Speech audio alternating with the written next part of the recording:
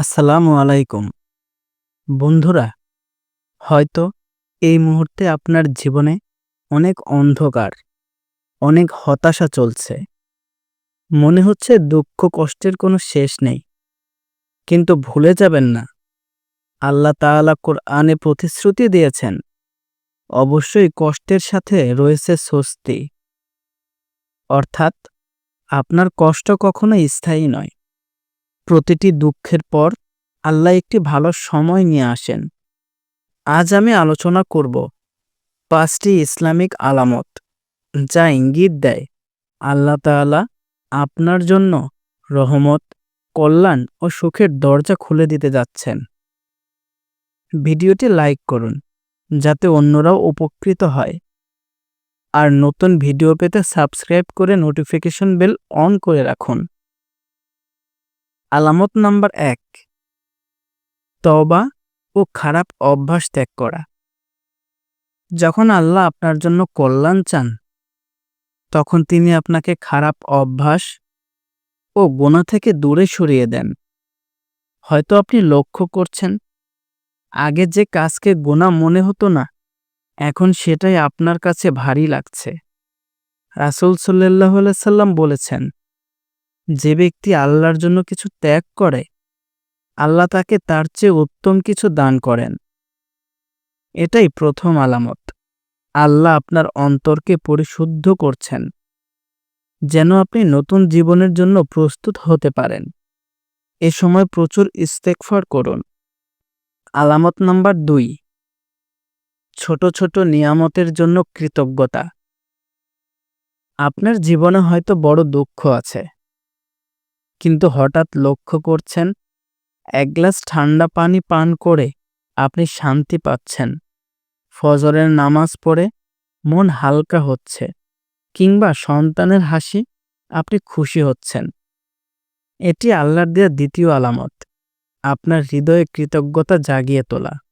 আল্লাহ বলেন, তোমরা যদি কৃতজ্ঞ হও, আমি অবশ্যই তোমাদের আরো বেশি দেব। এই মুহূর্তে আপনি যত বেশি আল্লাহর নিয়ামতের শুকর করবেন, তত দ্রুত নতুন দরজা খুলবে। আলামত নাম্বার ৩, অপ্রত্যাশিত সুযোগ ও নতুন দরজা খোলা। হয়তো আপনি নতুন কোনো কাজের সুযোগ পেলেন, অথবা পুরনো কোনো বন্ধুর সাথে দেখা হলো, যে আপনাকে ভালো পথ ডাকছে। এগুলো আসলে কাকতালীয় নয়, আল্লাহর পরিকল্পনা। আল্লাহ বলেন, যে আল্লাহকে ভয় করে, আল্লাহ তার জন্য মুক্তির পথ করে দেন এবং তাকে এমন জায়গা থেকে রিজিক দেন যা সে কল্পনাও করে না। তাই নতুন সুযোগ এলে সেটাকে হালকাভাবে নেবেন না। সালাতুল ইস্তিখারা পড়ুন, আল্লাহর কাছে হেদায়েত চান, তারপর পদক্ষেপ নিন। আলামত নাম্বার ৪, ভয় ও কঠিন পরীক্ষার সম্মুখীন হওয়া। প্রিয় ভাই ও বোন, আল্লাহ কাউকে অযথা কষ্ট দেন না। বড় নিয়ামত দেওয়ার আগে আল্লাহ বান্দাকে পরীক্ষা করেন। কোরআনে বলা হয়েছে, আমি অবশ্যই তোমাদের পরীক্ষা করব। কিছু ভয়, ক্ষুধা, সম্পদের ক্ষতি ও জীবনের ক্ষতি দ্বারা, আর ধৈর্যশীলদের সুসংবাদ দাও। তাই যদি দেখেন আপনি আপনার সবচেয়ে বড় ভয় বা দুর্বলতার সামনে দাঁড়িয়ে আছেন, ভয় পাবেন না। এটাই চতুর্থ আলামত, আল্লাহ আপনাকে আরো শক্তিশালী করছেন, যেন বড় নিয়ামত আপনি বহন করতে পারেন। আলামত নাম্বার ৫, অন্তরে আশা ও ইতিবাচক সংকেত পাওয়া। হয়তো আপনি বারবার মনে করছেন সব ঠিক হয়ে যাবে, আল্লাহ আছেন, অথবা স্বপ্নে ভালো কিছু দেখছেন, যেমন নামাজ পড়া বা আলোয় ভরা জায়গা। রাসূল সাল্লাল্লাহু আলাইহি সাল্লাম বলেছেন, সুস্বপ্ন আল্লাহর পক্ষ থেকে আর দুঃস্বপ্ন শয়তানের পক্ষ থেকে। বুখারী ও মুসলিম হাদিস। আপনার অন্তরে যখন আল্লাহর উপর ভরসা ও ইতিবাচকতা জন্ম নেয়, বুঝবেন সহজে খুব কাছেই। এই হলো সেই ৫টি ইসলামিক আলামত। তাওবা ও খারাপ অভ্যাস ত্যাগ করা, ছোট নিয়ামতের জন্য কৃতজ্ঞ হওয়া, অপ্রত্যাশিত সুযোগ আসা, পরীক্ষার মুখোমুখি হওয়া, অন্তরে আশা জন্ম নেয়া।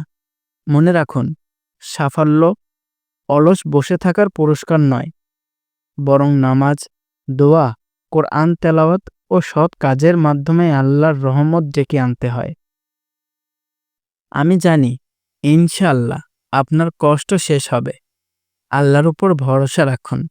আল্লাহ আমাদের সবাইকে কষ্টের পর সহজিক দান করুন। আমিন।